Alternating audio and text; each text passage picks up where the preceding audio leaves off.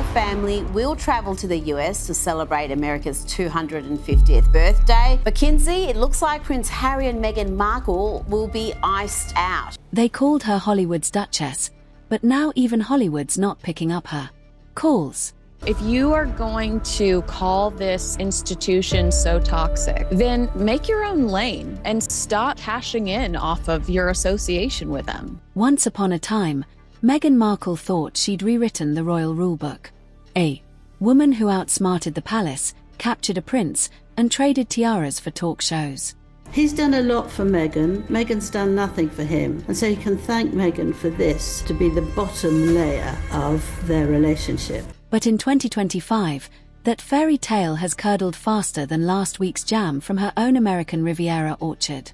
Because when news broke that both upcoming royal US tours would feature King Charles, Queen Camilla, William, and Kate, but not Meghan and Harry, even her fiercest fans couldn't spin it. Apparently, King Charles is not going to make a detour to go to Montecito, and it's unlikely that Harry will go and join him, because what will then happen, he will dominate the headlines. The message was clear. The monarchy just RSVP'd no to Montecito. And what did America say? Finally, behind the yoga poses, podcast pitches, and glossy photo ops lies a truth even Meghan's PR team can't contour away. The empire she tried to build in California has quietly crumbled. Hollywood's elite are shifting their attention back to the real royals, while Meghan's brand feels like a reality show that never got renewed. Oh my god, it's like I'm in a bathroom! Smell that, baby! You're supposed to put that on food as a... Hey, let me see. And eat this? Yeah! They once told her she'd stolen the spotlight. Now she can't even rent it. But this snub isn't just about a cancelled invite. It's a calculated move years in the making. And the palace didn't even have to lift a finger because, as we're about to uncover, Meghan Markle's greatest enemy was never the crown. It was relevance itself. Your daddy's dying and you're putting broccoli dip or whatever the rubbish that is. There's the priorities of this woman. What's wrong with her? It started like any other royal headline until one missing detail changed everything. Page 6 dropped the bombshell first. 2 major US royal tours planned for 2026. One led by King Charles and Queen Camilla. The other by Prince William and Princess Kate. The British monarchy was returning to America in full force to celebrate the nation's 250th independence anniversary. But there was one name suspiciously absent from every press release, every insider quote, every official itinerary. Meghan Markle are set to be left out in the cold, lots of people are saying, and basically because they are no longer working royals. That's the main sort of reason they're not going to be there. Meghan Markle, not a whisper, not a mention, not even a pity nod to the California branch. And that silence, that was the loudest message the palace could possibly send. Royal insiders described it as strategic dignity. Translation: we're done pretending. After years of interviews, tell-alls, and Netflix confessionals, the royals simply moved on without drama, without comment, and most importantly, without her. Meanwhile, Meghan's PR team scrambled to reframe the narrative. But how do you spin being excluded from your own country's royal visit? Prince William and Princess Kate will be in America in July, while King Charles and Queen Camilla will travel in April, as long as the King's health is okay. Even the American press, once her playground, reported it as a deliberate distancing.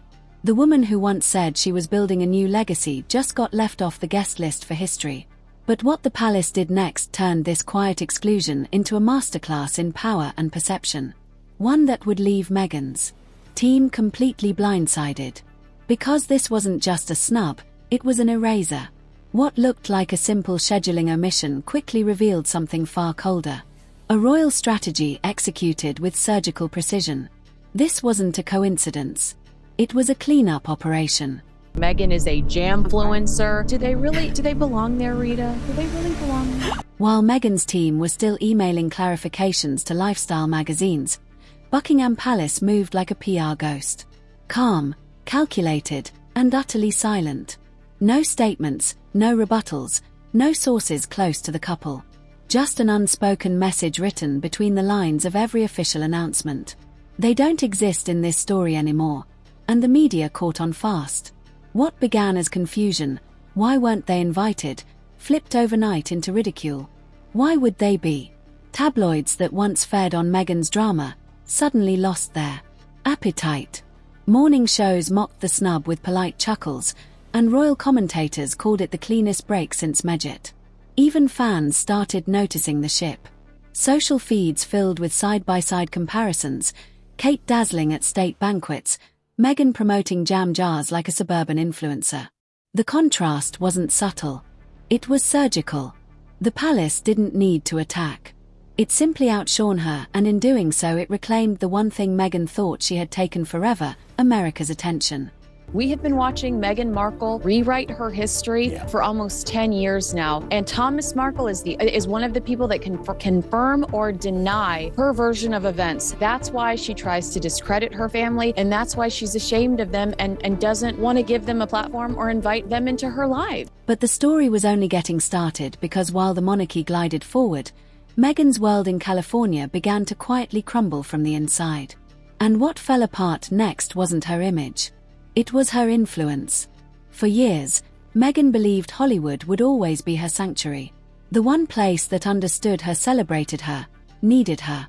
But in 2025, the spotlight she counted on suddenly burned out. The same A-listers who once filled her guest lists began ghosting her invites. Producers stopped taking meetings. The glossy magazine covers dried up, replaced by polite silence. Hollywood didn't cancel Meghan. It simply forgot her. And in this town, that's far worse. When news of the royal US wars hit, the elite didn't rally behind the Sussexes. They prepared their wardrobes for William and Kate's arrival. George and Amal, Spielberg, even Oprah, all rumored to be aligning with the official royal events. The red carpets Meghan once dreamed of owning were now reserved for the royals she left behind. I have no sympathy. Yes, she should give up. She should give up because she sold the world a pup. None of us buy in to what she is selling. And also, she's just really goddamn terrible at it. Behind the scenes, insiders whispered that Meghan's brand fatigue had set in. Too many speeches, too few results. The mystique was gone. Even her so-called relatable Duchess persona had turned into a meme. Every smile looked rehearsed. Every appearance felt like a comeback attempt, but the audience had already moved on. Hollywood runs on momentum, and Meghan's had stopped. Still, one final card remained up her sleeve, a risky move she hoped would reclaim her narrative. But when she played it, the backlash wasn't just brutal. It was career-altering. Desperation breeds creativity, and in Meghan Markle's world, it bred another rebrand. After months of silence, she emerged with what was built as her most authentic project yet. A lifestyle reboot, a heartfelt video, a soft-spoken promise that this time it's not about fame. But the internet wasn't buying it.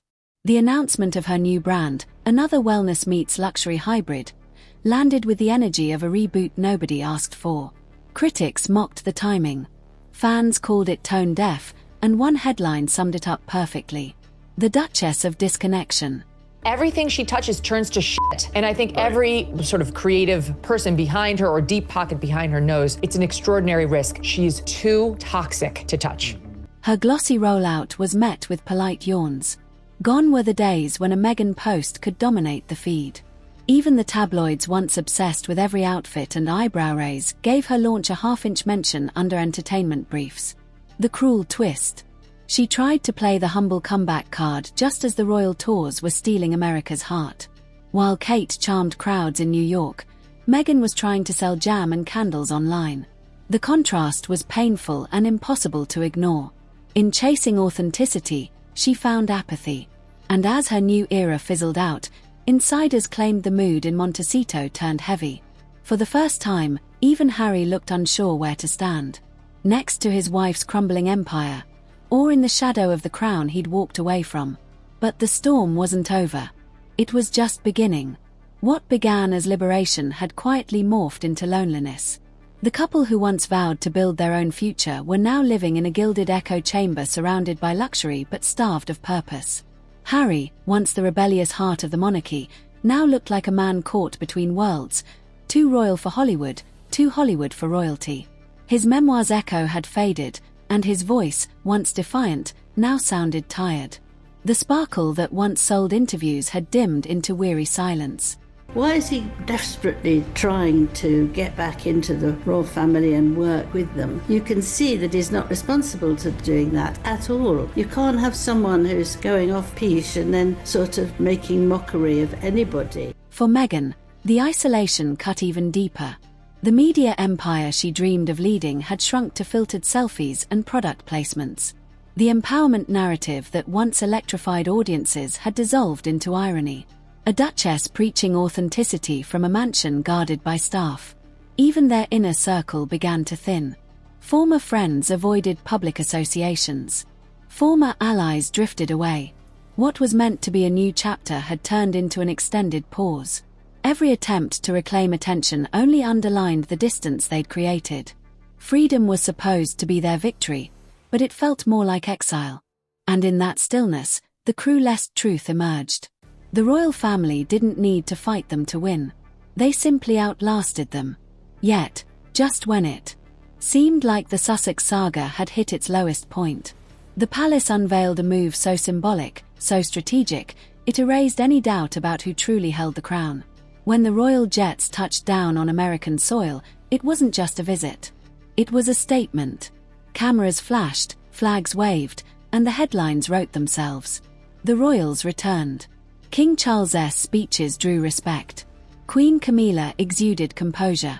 But it was William and Kate who stole the show. Their elegance wasn't forced. It felt effortless. From charity galas to state dinners, every frame radiated the stability the monarchy had fought to restore. America was spellbound all over again. Networks scrambled for coverage. Influencers live streamed their appearances and talk shows buzzed about their charm. The same media that once championed Meghan's Hollywood fairy tale now treated her like an afterthought.